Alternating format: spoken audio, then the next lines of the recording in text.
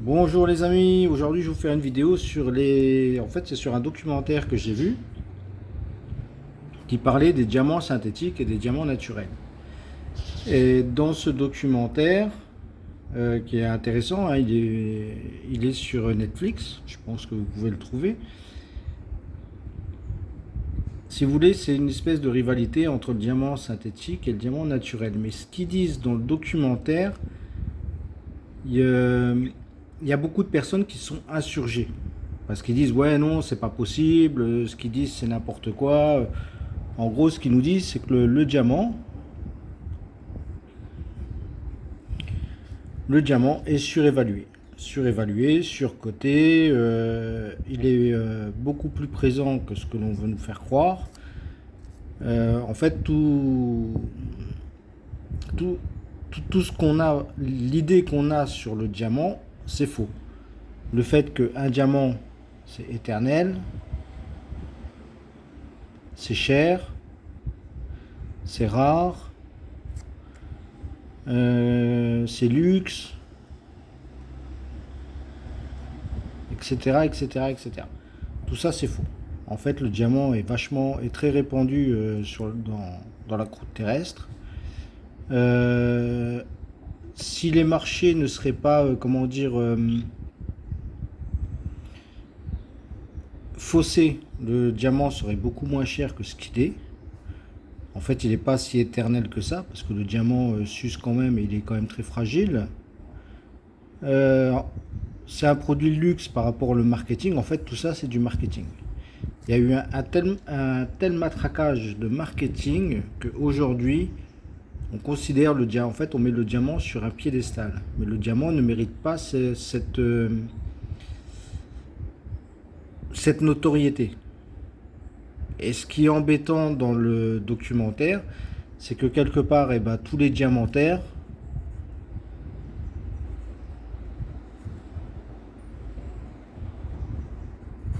vous mentent.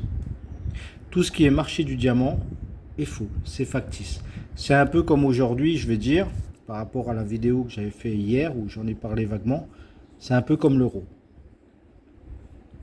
L'euro, on vous dit que c'est une valeur sûre, que c'est une monnaie stable, tout ça là. Non, l'euro aujourd'hui, pour moi, est dévalué. C'est-à-dire, il perd de la valeur. C'est pour ça que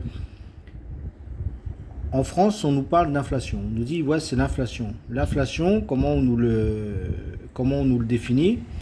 Eh ben, on nous dit un produit X, il prend de la valeur. Donc, automatiquement, il est plus cher. Mais en fait, c'est faux. Le produit, il prend pas de valeur. C'est pas le produit qui prend de la valeur. C'est la monnaie qui perd de la valeur. C'est complètement différent. À l'époque, admettons avec 10 euros, pour faire un petit calcul d'inflation rapide, hein, avec 10 euros, en gros, vous achetiez allez, 5 à 6 bouteilles d'huile avec 10 euros. Aujourd'hui, avec 10 euros, vous en achetez peut-être 3. Peut-être. Donc ça veut dire que l'euro, il a été divisé par 2. Le billet de 10 euros, il vaut toujours 10 euros. Quand vous avez 10 euros, parce qu'il y a des gens, par exemple, qui disent, ouais, nous, j'ai 20 000 euros sur le compte, j'ai toujours 20 000 euros sur le compte. Oui, tu as 20 000 euros sur le compte, mais tes 20 000 euros ont perdu la moitié de leur valeur. C'est-à-dire qu'à l'époque, avec tes 20 000 euros, t'achetais une berline, admettons, en voiture. Aujourd'hui, avec tes 20 000 euros, tu ne peux plus acheter de berline. Tu achètes une citadine. Vous voyez? Mais nous, les médias, ils nous disent que c'est les produits qui prennent de la valeur. Non, les produits ne prennent pas de la valeur parce que il y a certains pays où les produits sont toujours de la même valeur qu'ils étaient avant cette fameuse inflation en Europe. Donc c'est bien que c'est l'euro qui perd de la valeur et non les produits qui ont pris de la valeur.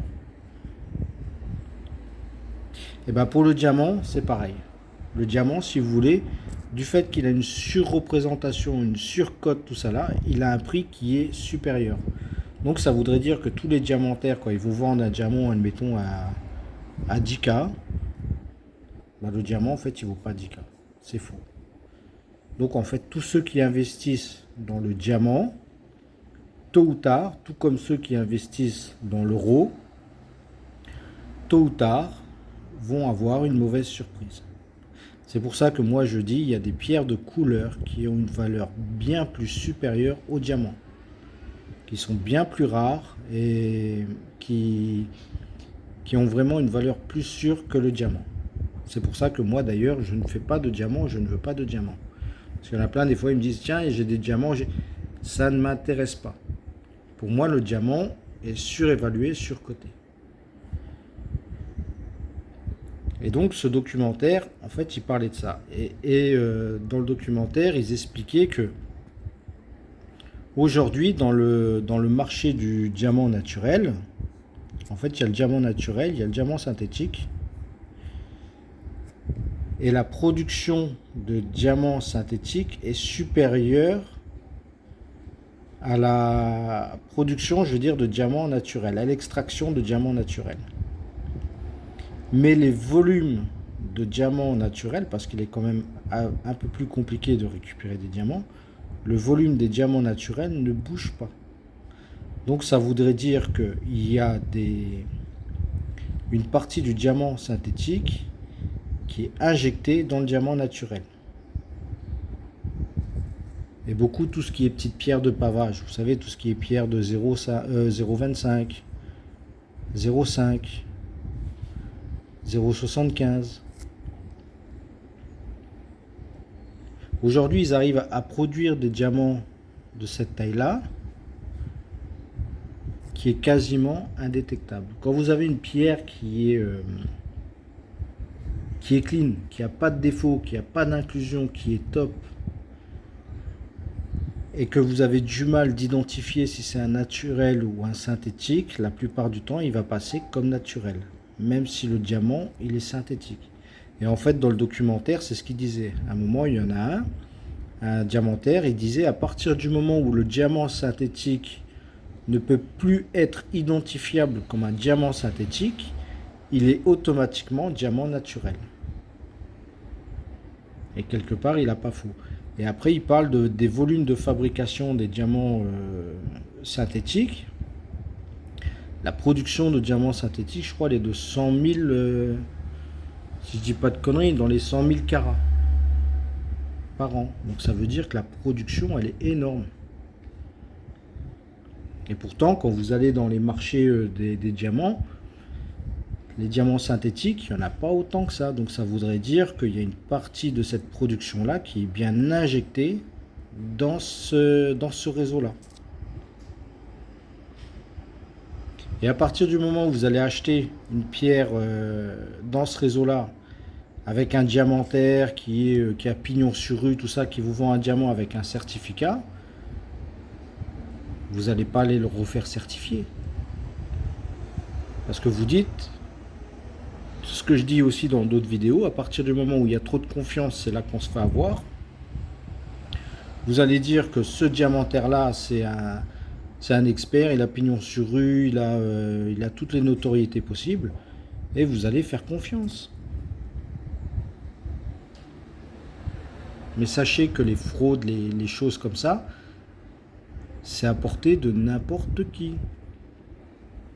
Moi-même, je le vois dans les pays producteurs, je vais dire, là où il y a les gisements, là où il y a les exploitations, il y a de plus en plus de pierres de synthèse. Et elles sont de plus en plus bien faites. Je veux dire, des fois, c'est difficile de les remarquer. Pendant une période, à l'œil, on arrivait à les voir. Après, il a fallu avoir les petits appareils, surtout quand ils étaient fastés. Vous savez, les appareils, la loupe, le réfractomètre, tout ça. Au jour d'aujourd'hui, même brutes, vous avez des pierres de synthèse qui sont, je vais dire, qui sont remarquables. Quelqu'un qui qui achètent ça, je vais dire, sans vraiment de connaissances, ils peuvent facilement se faire avoir. Et dans le documentaire, si vous voulez, ça argumentait les vidéos que je vous fais des fois où est-ce que je vous parle des synthèses, je vous dis méfiez-vous sur les prix, les choses comme ça. Et ben ça corrobore un peu tout ce que je vous dis. Et ce documentaire, en fait, il a été mis sur un groupe où est-ce qu'il y a des gens qui commentent et il y en a plein qui disent ouais, c'est n'importe quoi, c'est inadmissible ce documentaire, il ne devrait pas être sorti, ça peut casser le marché, patati, patata. Mais c'est la réalité. Et ça, c'est des gens, en fait, ils veulent pas admettre la réalité. C'est vrai qu'il y en a plein, des fois, ils disent ouais, mais nous, on est gémologues, notre boulot, c'est de pouvoir identifier ces pierres-là. Mais il y a certaines pierres, même avec les appareils de terrain, vous aurez du mal à les identifier. Il faudra vraiment un bon laboratoire de gémologie, avec les bons appareils de technique je veux dire, de dernière génération, pour vraiment identifier certaines synthèses. L'avantage, c'est que quand vous avez une pierre synthétique, comme ça, admettons vous achetez une pierre synthétique je veux dire une bonne synthèse, une synthèse qui est vraiment au top, qui passe pour une pierre naturelle. Son coût de fabrication aujourd'hui est quand même assez élevé. Donc quelque part, je ne vais pas dire que vous allez perdre de l'argent, mais une chose qui est sûre, c'est que ce n'est pas une pierre qui va prendre de la valeur. Du fait que c'est une synthèse, admettons vous allez l'acheter au prix là, dans 10 ans les techniques vont évoluer, tout ça là, et ben dans 10 ans elle sera là. Alors qu'une pierre naturelle, vous l'achetez là, dans 10 ans, elle sera là.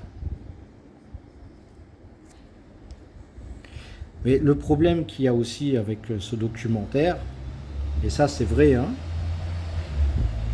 ce qui peut se passer, c'est un effondrement du marché. Autant dans la monnaie, donc l'euro, en fait quand l'euro baisse, quand la monnaie baisse, elle perd de la valeur, les gens ils perdent confiance en cette monnaie. Qu'est-ce qu'ils font? Ils l'échangent contre d'autres monnaies. Donc après c'est un cercle vicieux. Les gens ils échangent cette monnaie contre une autre. Résultat, cette monnaie elle est beaucoup moins demandée. Du fait qu'elle est moins demandée, elle s'effondre un peu plus. Et ainsi de suite, et ainsi de suite, et ainsi de suite. Jusqu'au moment où on dit que c'est l'effondrement économique et elle ne vaut plus rien. Et à partir de là, il faut une nouvelle monnaie, etc., etc. C'est pour ça qu'aujourd'hui en Europe, ils commencent à parler de l'euro numérique. En fait, ils savent que la monnaie papier va perdre carrément de sa notoriété. En fait, elle va s'effondrer, c'est sûr à 100%. C'est une question de temps, il faut savoir quand. C'est ça qui est plus difficile à définir. Et quoi qu'il arrive, ça va s'effondrer. C'est pour ça qu'ils vous parlent de monnaie numérique. Et dans les pierres, ce qui peut se passer, c'est exactement pareil. Supposons demain, ils arrivent à faire du corindon, c'est-à-dire du rubis, du saphir, indétectable. C'est-à-dire ils arrivent à faire pousser du corindon en laboratoire, la quantité qu'ils veulent, sans qu'on arrive à déterminer que c'est une synthèse ou que c'est une naturelle. Et à partir de là, les naturels perdent automatiquement de leur valeur. Parce que s'ils arrivent à créer une synthèse sans qu'on puisse identifier si elle est naturelle ou fausse, ça veut dire les fausses vont inonder le marché des naturels et à partir de là, on ne saura plus le vrai du faux. Sauf sur les pierres à inclusion. C'est pour ça que moi, quand j'achète des pierres, je fais toujours en sorte qu'il y ait des inclusions. Quand j'achète des lots, je fais toujours en sorte qu'il y ait des inclusions. Il y en a qui sont visibles à l'œil, il y en a qui ne seront pas visibles à l'œil, mais elles seront visibles à la loupe 10 fois, et il y en a qui seront visibles au microscope. Logiquement, c'est rare, parce que quand je suis sur le terrain, j'ai plus souvent la loupe 10 fois, j'ai rarement accès au microscope, mais quoi qu'il arrive, je fais toujours en sorte de déterminer s'il y a des inclusions que je connais, s'il y a des inclusions que je n'ai pas encore vues, que je ne connais pas, je ne prends pas la pierre. C'est pour ça qu'aussi, en zone géographique dans là où je vais chercher mes pierres, je vais dire. On va dire, allez, ça c'est le monde. Je prends une zone géographique vraiment définie. Je ne vais pas m'amuser, comme je vous ai dit dans l'autre vidéo, à prendre des pierres de partout. Ça ne sert à rien du tout. Moi, je me focalise que sur une zone géographique. Ça veut dire que je connais exactement, admettons, l'aigle marine. Je connais ses inclusions. La tourmaline, je connais ses inclusions. Et ainsi de suite. Parce que c'est quand on veut se dispatcher partout qu'on fait des erreurs, qu'on se fait avoir en fait. Donc voilà, je voulais vous faire cette petite vidéo pour réagir sur ce documentaire. Pour vous dire, faites attention, dans ce documentaire, on vous parle on vous parle du diamant.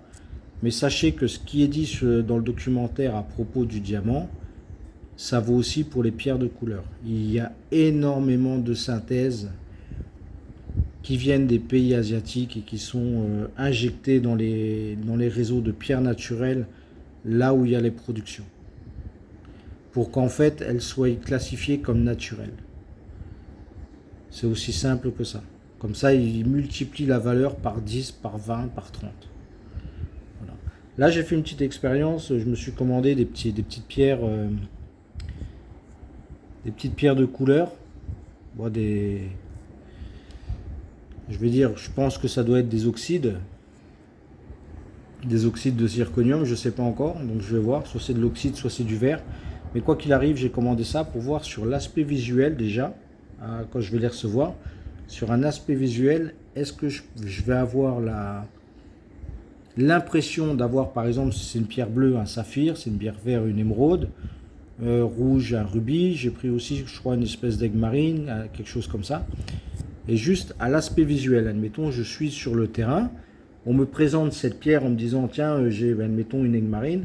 Est-ce que si j'ai cette pierre entre les mains, que je la vois juste en la regardant, est-ce que je me dis, c'est une aigle marine ou c'est pas une aigle marine? Parce que qu'on a l'habitude de toucher les pierres, de côtoyer les pierres, tout ça, quand par exemple, sur une semaine, là, tous les jours, on voit des dizaines de lots arriver, débarquer, on les regarde, on les analyse. Au bout d'un moment, quand même, à l'œil, on arrive à déterminer ce qui est faux de ce qui est vrai. Mais comme je vous dis, au jour d'aujourd'hui, moi, on m'a déjà présenté des lots où est-ce que on me dit, tiens, dans le lot, j'ai mis une synthèse ou j'ai mis 2-3 synthèses, essaye de les retrouver, et je les retrouvais pas. Il fallait vraiment que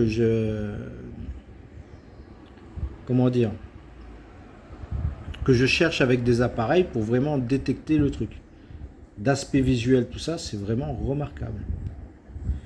Et il y a certaines pierres, elles passent certains tests haut la main.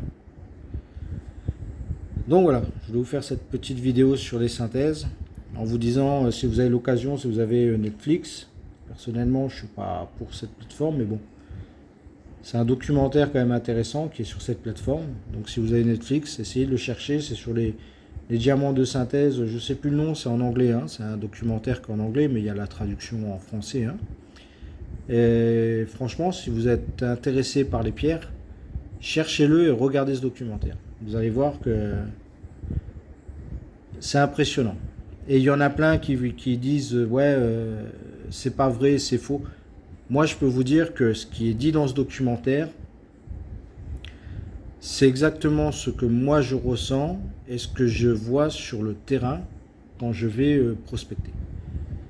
Et même ceux qui travaillent avec moi, qui sont sur le terrain, ils voient exactement la même chose que moi. Et ils pensent exactement la même chose que je pense. Bon voilà. Je vous dis à la prochaine. Si vous laissez des petits commentaires, n'hésitez pas. Et je vous dis à plus. Allez, ciao, ciao.